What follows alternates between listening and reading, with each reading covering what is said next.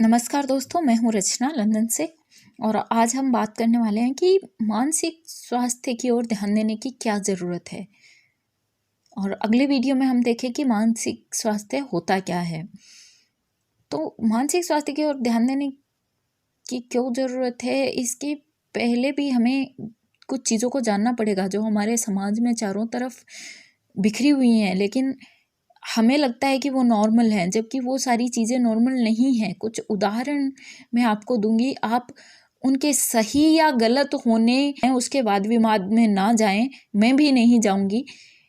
लेकिन वो चीज़ें सही हैं या गलत हैं, ये निर्णय आपके ऊपर है। मगर वो चीज़ें जो भी हैं, जो मैं इस वीडियो में बोलने जा रही हूँ, वो हमारी भावनाओं पर असर करती हैं। और जब हमारी भावनाएं प्रभावित होती हैं, हमारा मानसिक स्वास्थ्य प्रभावित होता है। जब हमारे इमोशनल हेल्थ सही नहीं होती है, तो हमारी मेंटल हेल्थ भी सही नहीं होती है। और उसके बाद मेंटल हेल्थ जो है वो ओवरऑल फिजिकल हेल्थ को भी प्रभावित करती है। और एक बात है कि कोरोना काल में घर में रहने की वजह से बहुत सारे लोग जो अकेले हो गए थे, वो अवसाद का शिकार हो गए हैं।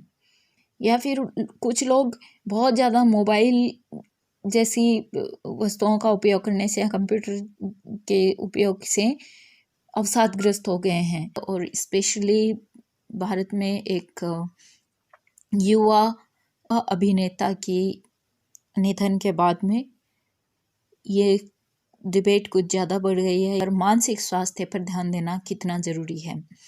मैं यहाँ लंदन में हूँ इन दिनों, तो मैंने पिछले कुछ महीनों में देखा है यहाँ कि यहाँ पर मानसिक स्वास्थ्य या मेंटल हेल्थ इश्यूज़ को बहुत ज़्यादा सीरियसली लिया जाता है। बहुत गंभीरता से वो इन इश्यूज़ को, इन मुद्दों को लेते हैं, क्योंकि सर्दियों में बहुत लंबी रातें होती हैं और ठंड का मौसम ज़्यादा रहता है। वर्ष में ज़्यादातर समय बादल छाए रहते हैं, तो ये सब अवसाद को और ज़्यादा बढ़ा देते हैं। तो मानसिक स्वास्थ्य में ये जो स्ट्रेस में आना, डिप्रेशन में आना और चिड़चिड़ापन, अवसाद, माइग्रेन, ये सारी चीज़ें इसमें आती हैं। लेकिन इनके अलावा भी बहुत सारी चीज़ें आती हैं जो स्पेशली हमारे देश में, भारत देश में गौर नहीं की जाती हैं, उन पर ध्यान नहीं दिया जाता है। जब हम मानसिक स्वास्थ्य की बात करते हैं या फिर हम किसी को ये बताते हैं कि ये बंदा मानसिक रूप से या बंदी मानसिक रूप से स्वस्थ नहीं है, उसे काउंसलर की ज़रूरत है। काउंसलर मतलब जो आदमी उस बंदे से बात कर सके, उसकी भावनाओं को बाहर ला सके, ताकि वो अंदर ही अंदर घुटता ना रहे। क्योंकि कई बार होता है कि हम मानसिक स्वास्थ्य ठीक नहीं होने के कारण ज़्यादा बोलने लगते हैं, या फिर कई बार होता है हम चुप हो जाते हैं।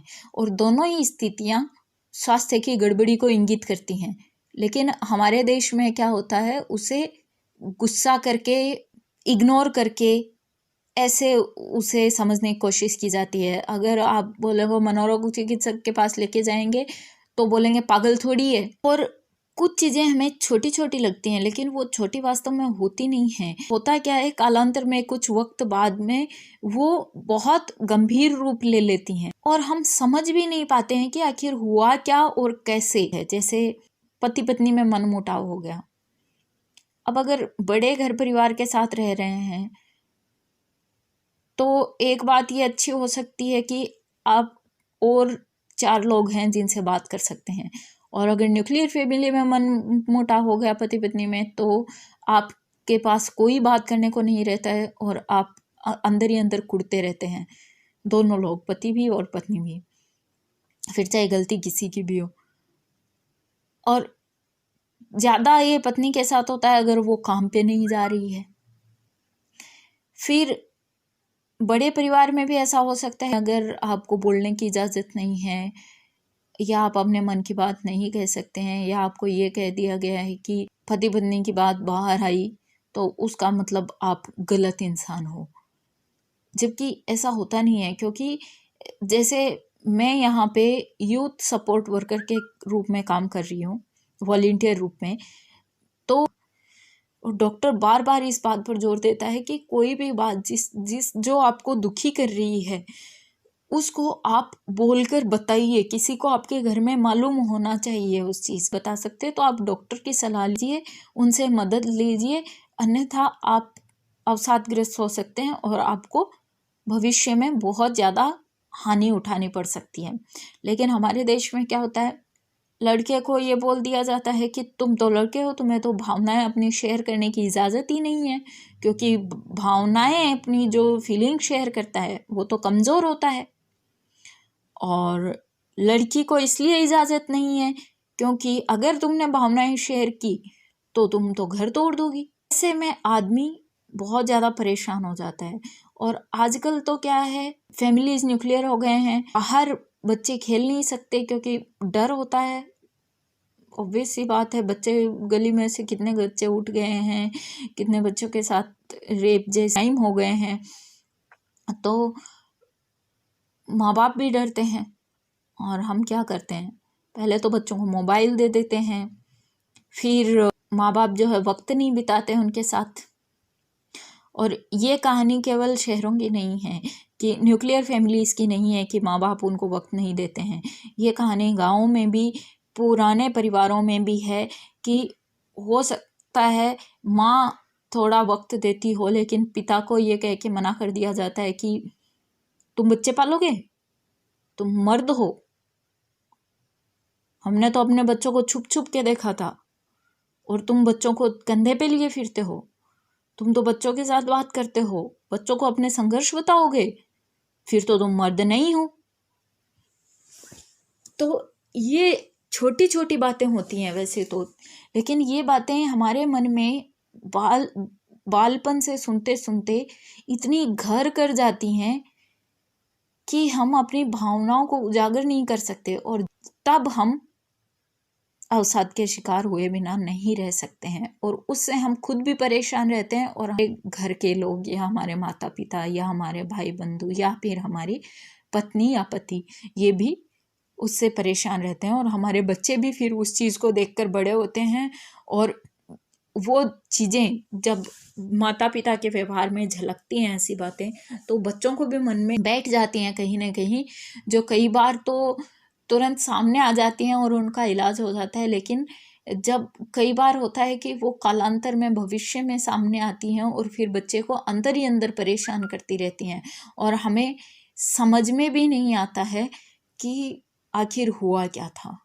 और बच्चा इतना परेशान क्यों, बच्चा हमसे दूर क्यों होता जा रहा है। कई बार होता है बच्चे माँ बाप से ही बात नहीं करते हैं, या फिर अपने बच्चों को भी अपने संघर्ष की कहानियाँ नहीं बताते हैं, केवल अपनी विजय गाथाएं सुनाते हैं। तो बच्चों को भी लगता है पापा होने का मतलब है आपको सिर्फ जीतना है, आप हार नहीं सकते हो।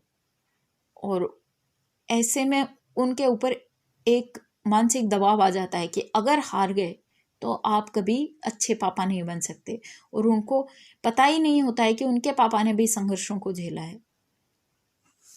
इसलिए, और संघर्षों को झेलना एक प्राकृतिक रूप से जीना है। हर आदमी के अपने संघर्ष होते हैं, हर आदमी संघर्षों से गुजरता है, कोई भी आदमी बिना संघर्ष के विजय हासिल नहीं कर सकता है, कुछ मौकों को छोड़कर।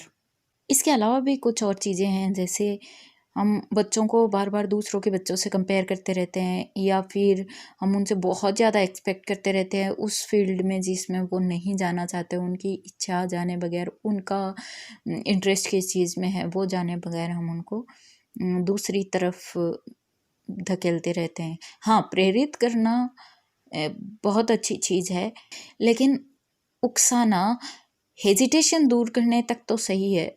उसके आगे जब देखिए उसकी इच्छा नहीं है तब, या फिर उसे परेशानी होती हो और वो बोल नहीं पा रहा है बच्चा हमारा, तो हमारे ऊपर जिम्मेदारी और बढ़ जाती है। या फिर हम बोलते हैं कि मान लो किसी घर में 4 बेटियां हैं बड़ी और 5वां छोटा बेटा है, तो भी हम उस बच्चे को बोलेंगे कि तुम्हारे घर पे सारे घर की जिम्मेदारी है, तुम्हारे घर पे बहनों की जिम्मेदारी है। नहीं, हमें सारे बच्चों को सेम ट्रीट करके कि भाई बहनों की भी जिम्मेदारी है, वो छोटा है तो उसकी देखभाल की भी जिम्मेदारी है, और केवल बहनों पे भी ना डाले, केवल भाई पे भी ना डाले, सबकी जिम्मेदारी है कि मिलजुल कर हमें घर चलाना है। ऐसा अगर पिता नहीं है, माता नहीं है, तो बाकी तो माता पिता करते ही हैं। कोई माता पिता अपने बच्चों को अवसाद में धकेलना नहीं चाहता, लेकिन हमारे परिवेश में ये आदतें हैं जो हम सोचते नहीं हैं और हम करते रहते हैं।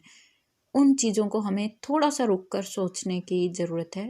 अगर हम समय देंगे तो हम खुद ही समझ जाएंगे कि कौन सी चीज़ें हैं नहीं होनी चाहिए। धन्यवाद। अगले वीडियो में हम बात करने वाले हैं कि मानसिक स्वास्थ्य है क्या।